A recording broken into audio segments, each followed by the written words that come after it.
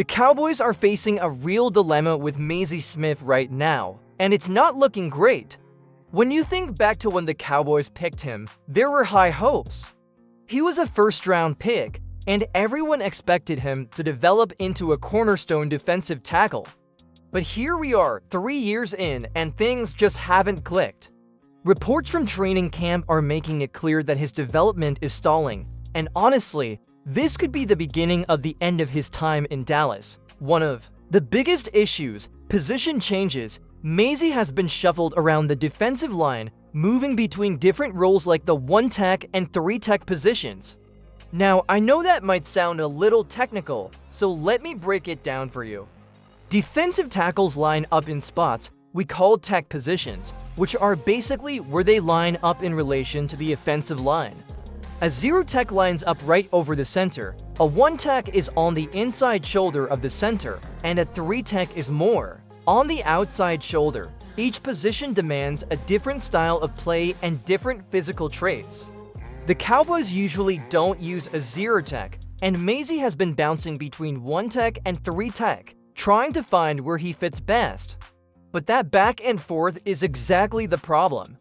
It means he can't settle into a role and build the skills he needs to succeed.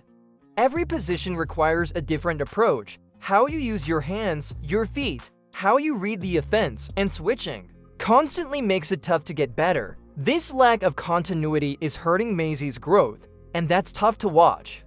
What's even tougher is that the Cowboys have tried to beef him up to play different roles, but now they're switching strategies again.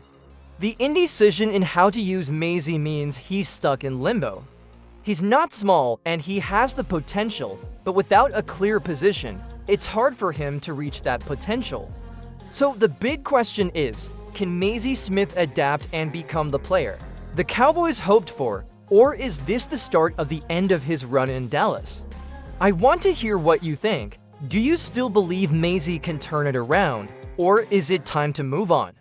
Let me know down in the comments, and hey, if you want to stay in the loop on everything happening with the Cowboys and players like Mazi, make sure you hit that subscribe button. We've got you covered with all the latest updates. Now, let's take a closer look at Mazi Smith's performance and what the competition at defensive tackle means for him. Last season, Mazi played a lot of snaps. He was on the field quite a bit, but the real problem shows up when you dig into his performance metrics. According to PFF grades, which go way beyond just basic stats, Mazi ranked 217th out of 219 defensive linemen. That's not a good sign, especially for a guy playing that many snaps. His pressures on the quarterback were average, and while he made some tackles, those were more because of how much time he was on the field, rather than standout play. That low PFF grade tells us that there's more going on beneath the surface. It suggests that Mazi hasn't been able to consistently disrupt defenses or show the kind of impact you want from a first-round pick. This makes it really tough for the Cowboys to justify keeping him around if things don't improve, especially with a deep defensive tackle group now competing for snaps. That brings us to the other guys in the mix. Osa Odighizuwa has been showing some promise as the primary pass-rushing defensive tackle, and Solomon Thomas, coming over from the Jets, adds more depth and experience to the rotation. Solomon looks like he could easily carve out a significant role, and that competition could push Mazi further down the depth chart. Then there's Jay, a bit more of an unknown right now, but Solomon seems to have the inside track over him. This means Mazi isn't just dealing with his own struggles, but also a crowded room full of players hungry to take his spot, and with the Cowboys' new defensive coaching staff, who might have different ideas and expectations, it's anyone's guess how this shakes out. So here's a question for you. Who do you want to see starting on that defensive line? Should Mazi hold onto his spot, or is it time for Osa or Solomon Thomas to take over? Drop your pick in the comments or vote in the poll we've got going. And if you want to keep getting the inside scoop on Cowboys roster battles and training camp battles, make sure you like this video and subscribe to the channel. We're covering every angle for you.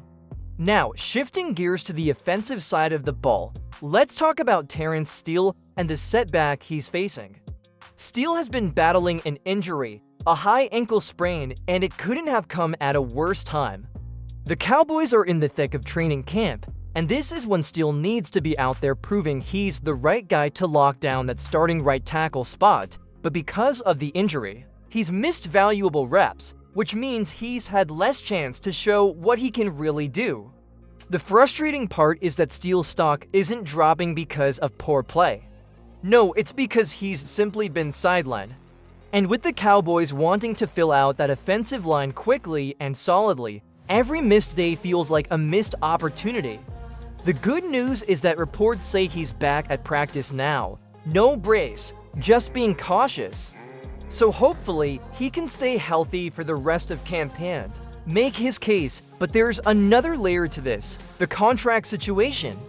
Steele isn't on a rookie deal anymore. He's a 6-year veteran, and the Cowboys have a solid financial out in his contract after 2026. Cutting him would save the team nearly $9 million against the cap. That means Steele has to perform well enough this season to earn the Cowboys' loyalty moving forward, or they could decide to go another direction and free up that money. So while this season might not be a contract year exactly, it's close enough that Steele needs to treat it like one. He's still young, only 28, with plenty of upside, but the pressure is definitely on. If he can stay healthy and show the Cowboys that he's worth keeping, this could be the year he cements his role. I'm curious, what do you think? Will Steele bounce back strong and secure that starting tackle spot? Or is the injury a sign of trouble ahead?